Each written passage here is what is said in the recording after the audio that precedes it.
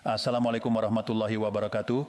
Bapak, Ibu, dan seluruh keluarga Indonesia yang sedang menyimak, izinkan saya meminta satu hal kecil sebelum kita melangkah lebih jauh. Mohon jangan dulu menutup video ini, jangan langsung berpikir, ini pasti cuma kabar biasa. Tarik napas pelan, duduk dengan tenang. Karena apa yang akan kita bicarakan hari ini bukan sekadar soal angka, bukan hanya tentang gaji, bukan hanya tentang rapel, dan bukan hanya tentang transfer masuk rekening. Ini tentang penghargaan, ini tentang rasa keadilan, dan ini tentang bagaimana negara memperlakukan orang-orang yang sudah mengabdikan hidupnya. Mari kita mulai pelan-pelan. 1.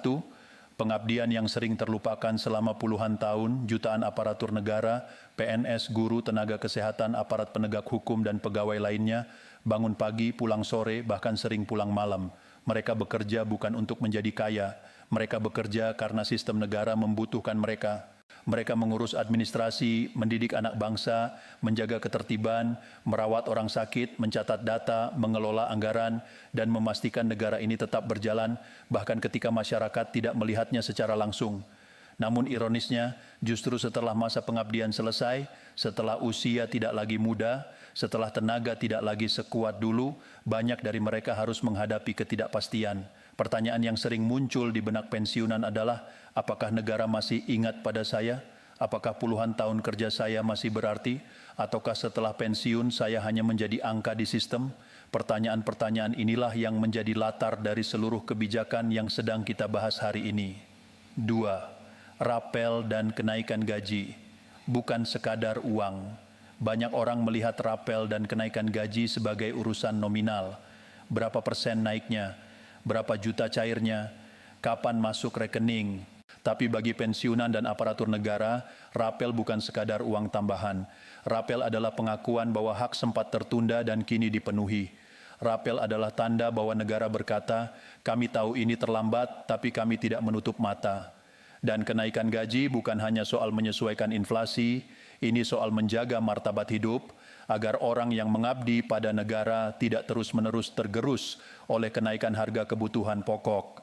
Bayangkan seorang pensiunan yang hidup dari penghasilan tetap, sementara harga beras naik, obat naik, listrik naik, air naik, tanpa penyesuaian yang turun bukan hanya daya beli, tapi juga kualitas hidup. Karena itu, kebijakan ini harus dilihat sebagai upaya menjaga keseimbangan hidup, bukan sekadar pembagian uang. 3. Negara hadir, bukan dalam pidato, tapi dalam kenyataan. Seringkali kita mendengar kalimat negara hadir, tapi apa artinya? Negara hadir bukan hanya saat peresmian proyek besar. Negara hadir bukan hanya saat angka pertumbuhan ekonomi diumumkan. Negara hadir ketika rakyat kecil tidak harus mengemis untuk haknya. Ketika pensiunan tidak perlu bolak-balik kantor hanya untuk klarifikasi data, ketika guru tidak harus menunggu bertahun-tahun tanpa kepastian, ketika keluarga tidak cemas setiap akhir bulan, disinilah makna dari perbaikan sistem pencairan, digitalisasi data, dan penataan ulang administrasi pensiun. Tujuannya 1, mengurangi penderitaan yang tidak perlu. 4. Dampak yang jarang dibicarakan, ekonomi rakyat kecil. Mari kita bicara jujur. Ketika jutaan aparatur dan pensiunan menerima kepastian penghasilan, apa yang terjadi? Mereka tidak menyimpan semuanya di bank. Mereka tidak mengirim semuanya ke luar negeri. Mereka membelanjakannya di sekitar mereka, di warung tetangga, di pasar tradisional, di apotek kecil, di bengkel pinggir jalan, di tukang bangunan lokal. Artinya, uang itu berputar di ekonomi rakyat kecil. Inilah alasan mengapa kebijakan kesejahteraan aparatur negara bukan sekadar beban APBN. Ia adalah stimulus ekonomi real yang langsung menyentuh lapisan bawah. Tidak ada teori rumit, tidak ada istilah asing, hanya satu kata, perputaran uang. 5. Merit system, perubahan besar dalam birokrasi. Sekarang kita masuk ke bagian yang sering disalahpahami, merit system. Kedepan negara ingin birokrasi yang profesional. Artinya penghargaan tidak hanya berdasarkan jabatan, tapi juga berdasarkan kinerja, disiplin, dan tanggung jawab. Ini kabar baik bagi ASN yang bekerja sungguh-sungguh.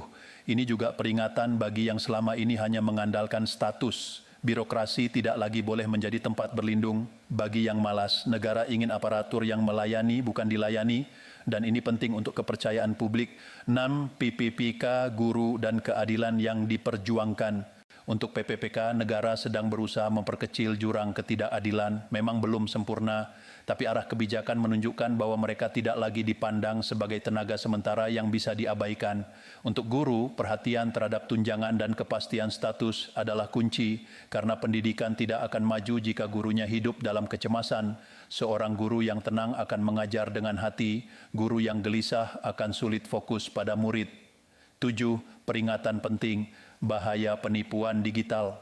Sekarang kita masuk ke bagian yang sangat penting khususnya untuk keluarga. Era digital membawa kemudahan tapi juga bahaya. Banyak pensiunan menjadi korban bukan karena kebijakan salah tapi karena penipuan.